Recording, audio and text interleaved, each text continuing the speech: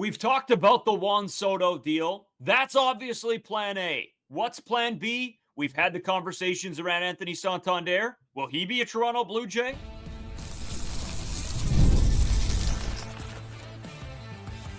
You are Locked On Blue Jays, your daily Toronto Blue Jays podcast. Part of the Locked On Podcast Network, your team every day. Welcome back to Locked On Blue Jays. Thank you for making Locked On Blue Jays your first listen every day. We are free and available wherever you get your podcasts and on YouTube. Part of the Locked On Podcast Network, your team every day.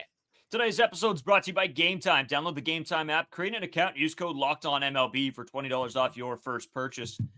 As always, I'm Braden Iwasco. He's Carter First. You can find us on Twitter, Braden5 Iwasco, Carter First 2, as well on Instagram and TikTok at Locked On Blue Jays. If you're new here to YouTube or you're listening anywhere else, we've sort of made YouTube our hub where you can see our episodes, live streams, shorts, sort of anything. So make sure you head over to the YouTube page. You drop a subscription. It really does help us out. Keeps us top of your guys' page.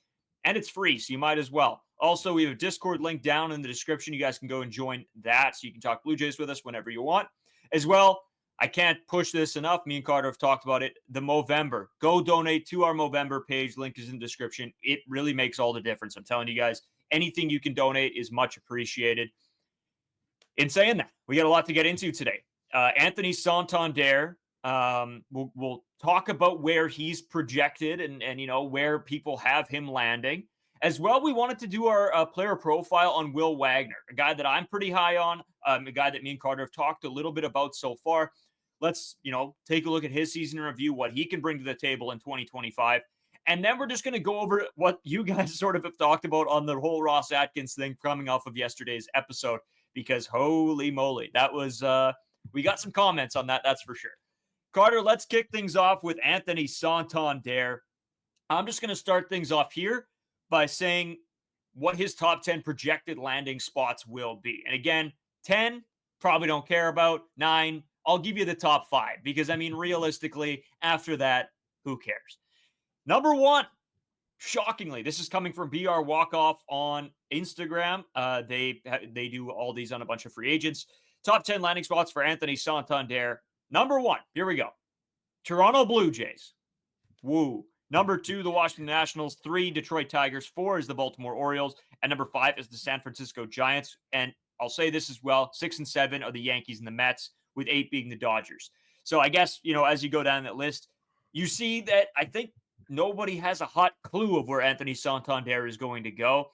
As much as I have said from the beginning that I think that would be a great signing for this Blue Jays team, there are probably a lot of teams interested, right? If the Dodgers don't bring back, if the Dodgers miss out on Soto, don't bring back Teoscar Hernandez, I could easily see that being a spot for Santander as well. You can never count out the Yankees, the Mets. Him going back to the Orioles is always a possibility. And I don't know, Carter, where do you sort of have him? I guess, first of all, with that list, does anything shock you? Secondly, do you see him being a possible, where's his number 1 for you? I'm going to start this with the Mets, Yankees, and Dodgers. I feel like they're not really in on him. It's just the payroll is they're in on everyone in that sense. Yeah. They can get Santander, they can get Bregman, they can get Soto, they can get Willie Adames, they can get Corbin Burns. They're all these players that are going to command a decent amount of money. These teams are going to be in on them because they just pay everyone. And they can, if you're the Dodgers, you just defer money whenever you want. So they could get Santander, Bregman, Soto. They could probably sign Corbin Burns somehow as well and somehow still make it work. It really depends on where Juan Soto goes, where the Toronto Blue Jays. I don't think they're going to get Soto. That's kind of what we said. Would it be awesome if they got Soto? Absolutely. I'm definitely not going to complain if the Toronto Blue Jays get one of the best hitters in all of baseball. But with Santander, the teams that I'm looking out for are the Blue Jays, obviously. I think the Nationals will be in on him. And then also the San Francisco Giants. It's a very Giants move that I can see. With Santander, the biggest thing with him is that he's not a good fielder right now. So if you sign him to a 4, 5, 6 year contract, a lot of the ones that I've seen for lengthwise have been about 5 years. It worries me that he's going to obviously start in probably left field unless you move George Springer to left field. He played predominantly in right field for the Orioles last season and honestly throughout his career. Has a little bit of DH as well. I think over the first 2 years, he'll probably start in right field. And then the Toronto Blue Jays might have a little bit of a trial and error experiment with that. It's not going to work out too well. Anthony Santander has never been a good fielder. But like we said, when you have George Springer and Daulton Varsho in the outfield, you have the ability to hide an outfielder out there that doesn't necessarily have to be the best fielder of all time. But the point that I'm trying to make here is that I think he's going to be the DH near the end of his term. So with Santander, he's always been a low average guy. The bat to ball skills have been very good, has a very good barrel rate, hard hit percentage is always high.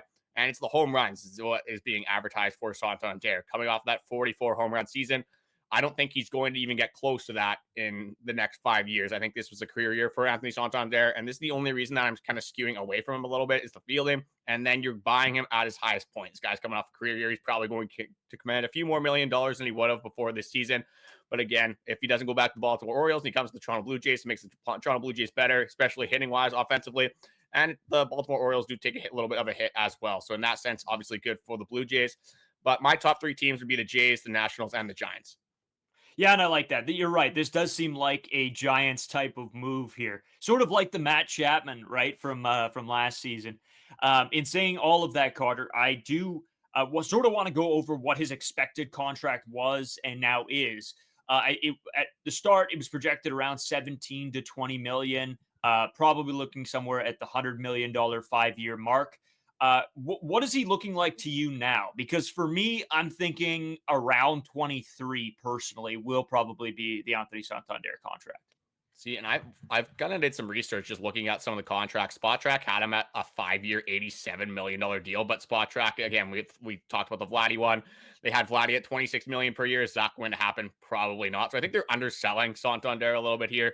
But from what I've seen, everything's been either 100 million or lower for a 5-year contract. So if you can get Santander for 20 million or under, I'm going to be all in on that. I think that's a very good move for the Jays if you can get him there. The problem is that the actual market for Santander probably going to get him up to 22.5, maybe even 25 million. I think that's where you run into some problems because this guy could be a possible George Springer again, where you look at the first couple seasons is pretty good for the Toronto Blue Jays. And then as he gets farther into his tenure with the Jays, the last couple of years might not look too good for the Jays. But with where we're at with the Toronto Blue Jays organization, where you don't have Vladdy signed, you don't have Bichette signed, you're losing a lot of leverage to some of these free agents coming because there's a lot of uncertainty with the Jays. They could try to compete for 2025. Things don't go right. And then all of a sudden they're rebuilding. Does a player like Santander coming from the Baltimore Orioles, who have one of the brightest futures in all of baseball, want to go to the Toronto Blue Jays that have a bottom 10 farm system that have, again, uncertainty. A lot of players coming off the books in 2025. Again, you got your Chris Bassitts, you got your Erik Swansons, you got multiple players that you're going to have to re-sign for 2025. So in terms of that, when you look at teams like, again, if you're in on the Mets, if he's in on the Yankees, teams like that, again, a lot of this is going to come down to where Juan Soto goes, because if the Mets get him, then the Yankees are probably going to be more likely to be in on Santander, things like that. So it's a little bit iffy for me. I'm not exactly all in on Santander like you are. It really comes down to the contract and how lengthy it is. Yeah, and that's fair, Carter. But as I look over sort of Santander's last 3 seasons, all 3 of them really solid. I mean, 44 home runs, 28 home runs, 33 home runs. And I mean, I don't know. Like for me, I can't really see Santander dipping probably below that 30 mark again. I think he's going to be right around there, the 30 to 33 again, maybe 30 to 35 if you're really lucky. Again, like you said, I don't think he's reaching 40 ever again in his career. But if he can give you 30 home runs, that is a quality bat that this team that we've said over and over again need that home run power. The guy that's going to come in, maybe hit, 240 on the year, but could give you 30 home runs. That's a difference maker. And that's a guy that would pair so well, hitting in front or behind of Vladdy. I would assume behind Vladdy, probably in that 4 spot. But that would be perfect. It gives Vlad a little bit more room to work. Gives Santander would give Santander some room to work. I think that's setting this team up for success. But in saying that, again, Santander sitting at the 23. I'm going to say $23 million.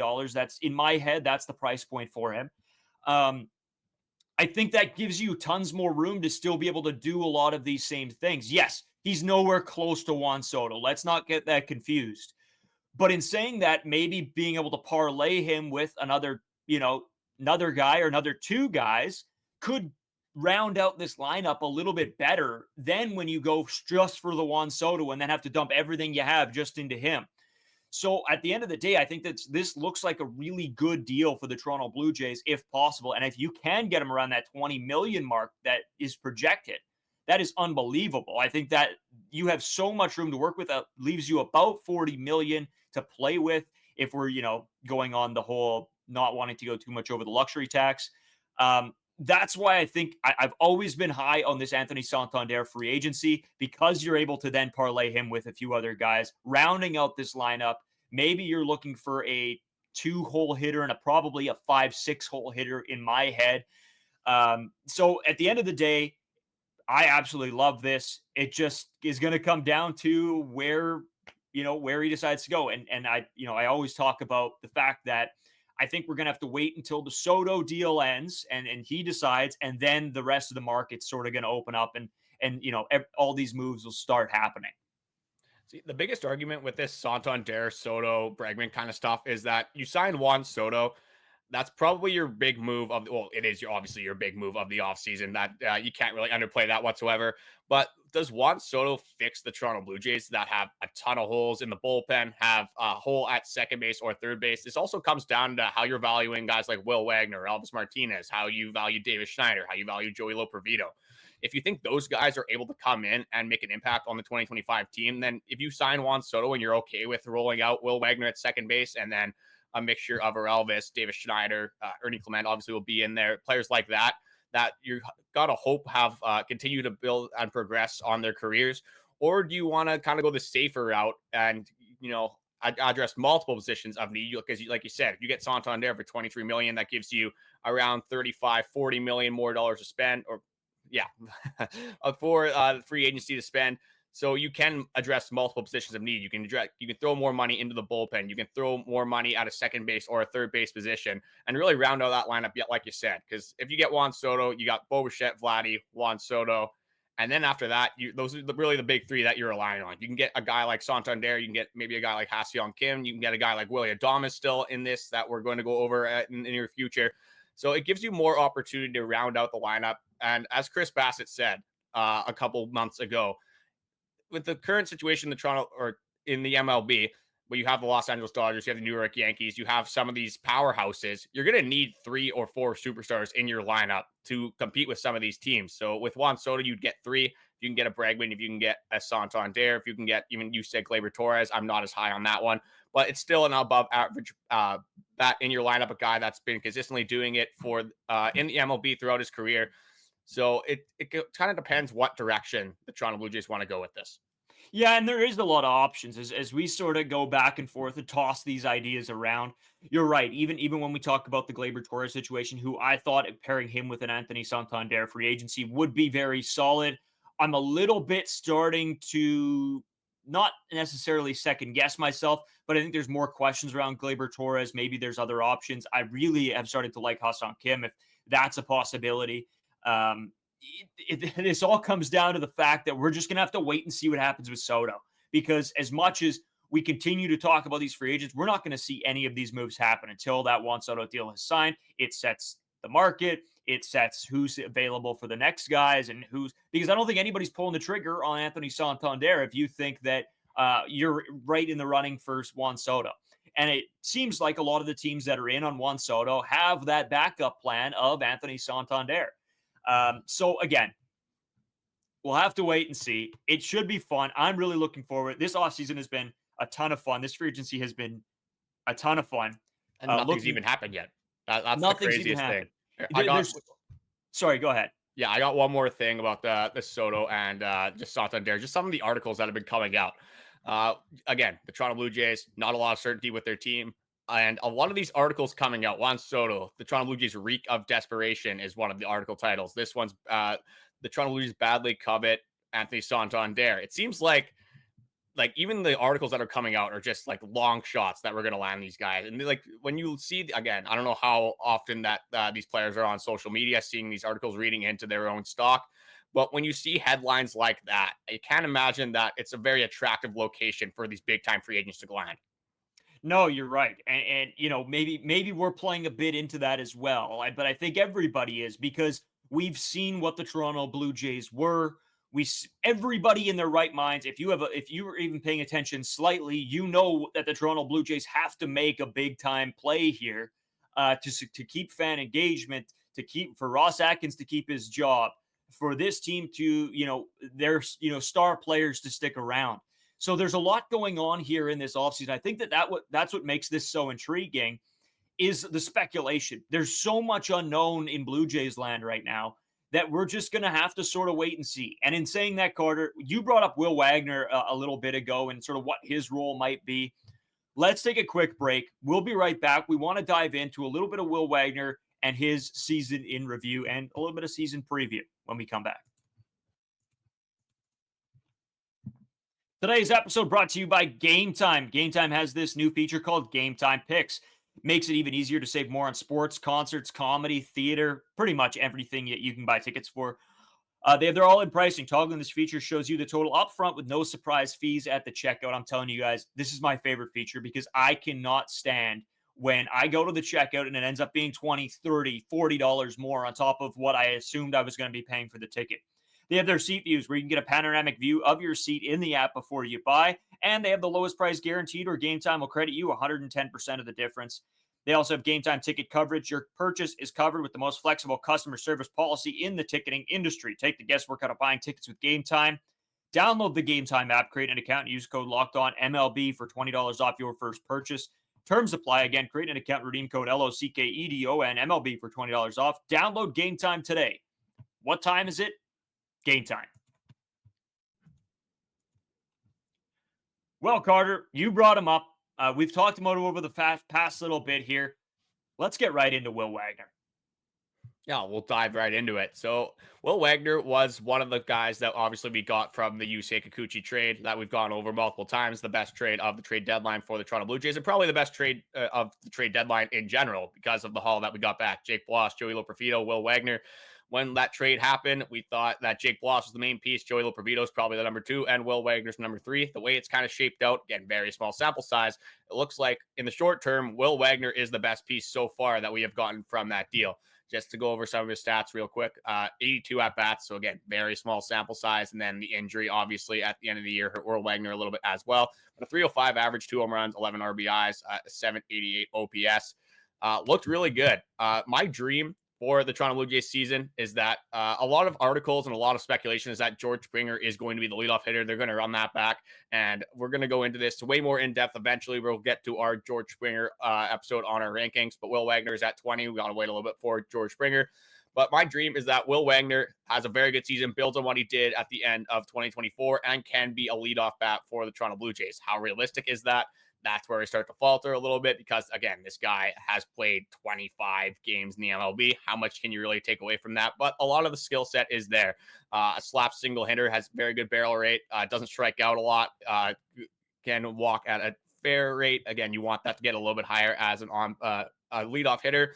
But he has all the attributes in that small sample size that can shape up for a future leadoff hitter for the Toronto Blue Jays. So Will Wagner, again, he hit 300. Don't really expect that in the long term from Will Wagner. But if you can get a guy that's hitting 270 from the leadoff spot and get on base for your big dogs like Bichette, Vladimir Guerrero Jr., and then hopefully some free agent signings, I think that can set up the Toronto Blue Jays for some success in 2025.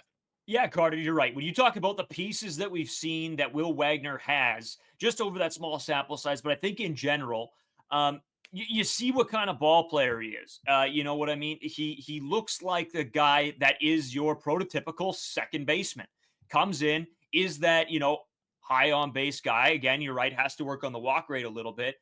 But at the end of the day, he to me, that's what a second baseman is. Even growing up, your second baseman, probably a guy that just is an on-base machine, doesn't maybe have the best arm, makes the plays, is a decent enough defender. I think we've seen him play defense in the little bit that he did, and he looked good there too. So I really have nothing to complain about with Will Wagner. All it comes back to is, can he keep this up for an extended period of time? And again, we don't need him to hit 307. We need him to hit 270, 275, and get on base maybe with some extra walks. But at the end of the day, I think the biggest thing for Will Wagner is that you see all the components and you see the kind of player he is. He fits into that mold. And at the end of the day, that's the biggest thing. If you know your role, he's not out there swinging out of his shoes. He's doing what he needs to do, and he's making it work. Again, small sample size. Teams don't have time to figure him out. It could be the David Schneider effect, where then, in this season, they make him the second baseman. And then 30 games into the year, teams start to understand where to pitch him, how to pitch him, and then it all goes down from there. But from right now, what I can say is he looks like he's going to be a successful MLB player, a very, average hitting guy. And that's what this team needs from their leadoff spot. And I think, with a guy that's been around ball clubs probably his entire life, you sort of see him in the making right now. Yeah, it definitely helps when your dad is Billy Wagner, an unbelievable pitcher. Could definitely give you some insight on how to approach your MLB at bats, and just when things are going really well, how to stay calm, and when things aren't necessarily going well, which is going to happen throughout his career. Unfortunately, that's just how baseball works. There's going to be highs and lows of the career. So having his dad kind of help him out, and just that MLB insight's definitely going to be good for him. And just looking at some of these stats for Will Wagner, again, very small sample size, so I'm going to kind of take this step back a little bit. We don't want to get too high on a guy like Will Wagner when he's only played 25 to 30 games, and then for a guy like Joey Loperfido, who kind of struggled in his short tenure for the Toronto Blue Jays, you don't want to completely write that guy off. When you have such a small sample size, things can go either very good or very poorly, and you don't really want to take too much away from that. But going into some of this guy's stats, like the hard hit percentage at 50%, absolutely ridiculous. Is that going to keep up? Probably not. But there's some good things when you look at this. Strikeout rate of 18.6. That's very good as well. Whiff rate of 19.3. It's not whiffing on a lot of pitches. That would be probably in the 85th percentile. Again, not qualified because he didn't play enough games. But squares up baseballs at an insane rate, about 1/3 of the time. If you can hit the ball hard and square up the baseball, get the barrel around to the ball, things are going to go well for you. So you can't fake that, obviously, at the MLB level. He did have very good at-bats, and they looked like quality MLB at-bats. So we're fairly high on Will Wagner on this podcast. But again, how much can you take away from Will Wagner is there's a little bit of volatility here because for a guy, just no experience. But how is a guy supposed to get experience? You got to have him in your lineup. So with Will Wagner, where I'm at with this is that it depends on spring training, obviously free agent signings, things like that. But if you're gonna commit to Will Wagner playing on your baseball team, I'm 100% in on that. But you got to start this guy at least 2 out of 3 games per series. You can't have this guy coming off of the bench hitting 1 game out of the 3 in the series. You need this guy to develop for a young player. So if you're not going to play him consistently at the MLB level, start him in AAA. Yeah, and that's where I'm at with Will Wagner right now. I've seen what this organization does with, talented players that come in and show promise. And I don't think that's going to be utilized. So I think start him in AAA, let him work back out of, obviously ended the season with an injury. Let him get his feet wet back in AAA for the first little bit. And then if he continues to play well, then if need be, you can bring him up. But I think you start him in AAA. As much as I love him and I want to see him succeed, I think that's the best possible pathway forward here for Will Wagner. Again, that's coming from a guy that, hosts a podcast and not, a baseball analyst. So, or coach. So there you go. Take that with a grain of salt. In saying that, Carter, we got some Ross Atkins comments that we need to get into because, oh my God, was there a lot of them? And there was a lot of takes. I think on yesterday's episode, you said that it's like, I think it was like a 50, said something about 50-50. I said, at best, it's going to be a 50-50 split. I definitely overestimated that. I don't think it's quite that 50-50 split. But before we do go into that, we have Will Wagner, obviously 20th on our prospect or our ranking system. So we're just going to give him a season grade. We're going to probably, again, small sample size, but what else do we have to base off of? So with Will Wagner, throw it over to you first. What do you give him for your season grade? Yeah, again, it's tough here, obviously, because of the small sample size, the injury. And I didn't really have expectations going in because I didn't know he was going to be a part of this team. I think if we look at, coming off of the trade, we assumed he was the third piece in this trade. So in that sense, I'm giving Will Wagner an A. He looked fantastic. He looks like everything you wanted out of a trade piece, a young, talented guy. Again, will he be able to carry that forward? I don't know. And that's where maybe next year's rankings for him might drop, might go higher. Who knows? So I'm going to say an A because he did way better than what I expected. I didn't expect him to necessarily even touch the MLB squad. So there you go. Yeah, I definitely did not expect him to go in with a bang like he did. So I'm going to put him at a B+, and it's the same thing. With Toronto Blue Jays, like young players, You have Jake Bloss that can make an immediate impact. You have Orelvis Martinez and then Will Wagner. Those are really the three that you can say that we're optimistic about. So if we're going to be optimistic about anyone, there's not a lot of players. That's kind of my point to get optimistic about. So might as well go on all in on Will Wagner. We've seen quotes that the Jays loved what he did, and how couldn't you when you saw that sample size and what he did at the MLB level? You got to get excited for that. So that's why I have him at a B+. Again, I didn't really expect him to make an impact on the MLB team. Thought it would be one of those things that he plays in AAA. Kind of see how he pans out, and then maybe he gets a spot for 2024. But right now, as it looks, I think Will Wagner could be one of the favorites to land that second base starting job if they don't add in free agency. Yeah, I like it a lot. I like it a lot, Carter. And I think that, everybody, it's hard not to have sort of the same outlook on Will Wagner because you've seen only a small sample size, and you got to take it at face value as of right now. In saying that, I want to get into these comments because, man, there are some good ones. I'm just going to go through the list. I know you've picked out a couple. I picked out a couple. We'll get right into them. We'll give you guys our opinions when we come back right after this short break. Today's episode brought to you by FanDuel. Get ready to tackle the NFL action with FanDuel, America's #1 sports book. Because right now, new customers can bet $5, get $150 in bonus bets if you win. The FanDuel Sportsbook app gives you everything you need to place live bets on the NFL all in one place. So when you get the hunch in the middle of a game, you can check out the latest stats, view live play-by-play, and so much more on the same page where you place your bets. I'm telling you guys, I love doing the live game ones because I can see who's doing good. I can see who's not doing good. I know who to stay away from. I know who to, go with. That's why FanDuel is one of the best sites for this because it allows you to do that. Just visit FanDuel.com to join today. You'll get started with $150 in bonus bets if you win your first $5 bet. I mean, come on, $150 in bonus bets. That's free money right there. You just, make sure you win that first $5 bet because that's all what it banks on. That's FanDuel.com. Never waste a hunch and make every moment more with FanDuel, an official sportsbook partner of the NFL. Ooh, okay, so we got a lot of takes. You guys killed it last episode. The subscribers coming in, the comments, your guys' opinions. I mean, it's always fun to read through. And we were gonna answer a couple of them, but we were like, you know what? Let's save them for the pod here today, so we know, so you guys can actually see your comments talked about as well. Carter, let's start here. This is from Paul from Toronto. Rogers should open the vault and get the best free agents out there. It's 1 year paying the luxury tax as several contracts come off the books for 2026. Show the fans that the owner cares about a winning team. That's sort of the narrative that we were seeing in our comment section and just honestly across Toronto Blue Jays media is now it's not as much the fault on Ross Atkins and Mark Shapiro, which obviously there was a lot of fault there, but it's also on the ownership. Does he actually care about winning baseball games, or is he content with the Toronto Blue Jays kind of being in this mushy middle of fringe playoff contenders? Are they going to make the playoffs? Are they not? And Ross Atkins has said, and Mark Shapiro have said, that it's about playing meaningful baseball in September. Well, yes, this is obviously a good thing that you need. You want to play meaningful baseball in September. But like I said before, what about the meaningful baseball in October? What about those games that actually matter, that could drive success for a deep playoff run and possibly a World Series for the Jays?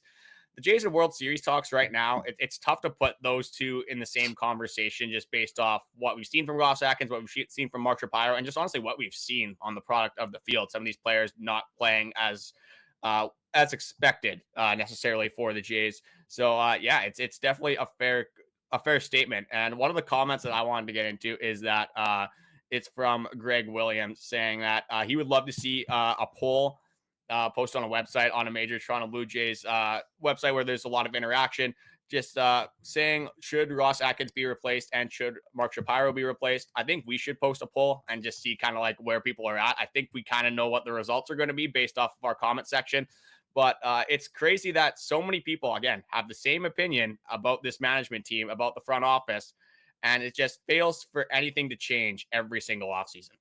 Yeah, man, there's a lot to go into. I responded to that comment because I loved it. And maybe we will throw out a poll. Maybe as soon as this episode comes out, maybe we'll throw up a poll on the YouTube page as well. So those of you watching on YouTube, can head over there. You can vote on the poll. Should these two be replaced? Let us know. And, maybe we'll come out with the details on Monday for that as well. Sorry, I'm just trying to get into the next one. I have so many screenshots because there was that many comments here. Let's go with this one. There was a great comment by Peter Joe Parker as well. We'll probably respond to you just in person, or over the thing there, because it is a longer comment. This one is from Judd's 11. This is no longer a Ross Atkins issue. It's now Rogers. This owner clearly doesn't like baseball. We were warned by the Cleveland fans that the duo of Atkins and Shapiro did nothing for the team while they were there, and they brought the same philosophy to Canada. Is this more than just a Ross Atkins issue, Carter? Well, and it's seeming like it. Like, obviously, Ross Atkins is the main issue, which he's not setting this team up for success. But again, when you see something happen every single year, and you look at what the Guardians did under the Ross Atkins era, kind of the same thing the Toronto Blue Jays have done for the last 8-9 seasons. It's just there hasn't been any success whatsoever. So multiple Guardians fans were celebrating when Ross Atkins finally left their team and went to the Toronto Blue Jays. And what have we seen from the Ross Atkins era? Not a lot. And it doesn't make sense why you wouldn't at least put Ross Atkins on the hot seat. Now you can say that I guess Ross Atkins is on the hot seat. Is trying to make some moves. Seems like he has a different mentality from these rest of these off seasons. But the only thing we could do now is just pray that Ross Atkins can actually be the man to fix this Toronto Blue Jays team, fix the Toronto Blue Jays squad. And this could be more of an ownership problem just based off of the willingness not to just replace the problems within the organization. Yeah, Carter. You know what? It very well could be. There was a bunch of great comments. Another great one by Jolting Z. He got sort of the conversation started just on a whole bunch of different things. Everybody's sort of going back and forth, and that's what we love to see. You guys interacting with each other in the comments, because it gives us different points of view, different opinions, and it was fantastic. We have a lot more to get into on this, but maybe we'll come out back with another episode next week, sort of looking at what some of your thoughts are. We'll sort of flesh them out a little bit. And then come back out with one. I know we are going to talk about John Schneider coming up as well. What is his role moving forward from the 2025 season? What does he need to show the team? Is he a problem? Is he not a problem? We'll talk about all that as well. Carter already mentioned Willy Adames. We'll get into him next week as well, so make sure you guys stay tuned for those episodes. Carter, my man, is there anything else you want to get into before we kick out of here on this beautiful Friday? No, I think we've slandered Ross Atkins enough for the last couple of days. There will be more slander in the future unless he does decide to have one of the best off seasons under his tenure. But how hard is that to beat necessarily? I guess you can say the Kevin Gausman offseason, the Chris Bassitt offseason, things like that. Obviously, helped the Toronto Blue Jays in the short term, but what has that led to? So I guess we'll leave it at that. Just leave your comments again, more Ross Atkins stuff, how you feel about that. If Anthony Santander is actually a realistic option for the Jays. Will the Jays get Juan Soto? How will that affect, obviously, the rest of the free agent market? We're really looking for your perspectives. Obviously, we're doing a podcast every single day. We're really immersed in the Toronto Blue Jays content. So whether you guys are as well, I know a lot of you guys are obviously commenting on all of our podcasts, things like that. And we absolutely love it. But even from the casual fan, from the people that are listening to the podcast maybe once in a while, or just not as much immersed in the Toronto Blue Jays media, we're looking for your perspectives on how this team is going to look forward 2025 and just the current situation that the Toronto Blue Jays have. Yeah, we'll have to wait and see. As always, thanks a bunch, guys, for keep tuning in, watching. This has been a fantastic week with all the comments, the support, the likes, the subscribers. You guys have been always killing it as per usual. Have a great weekend. We will for sure. We'll be back with you guys on Monday.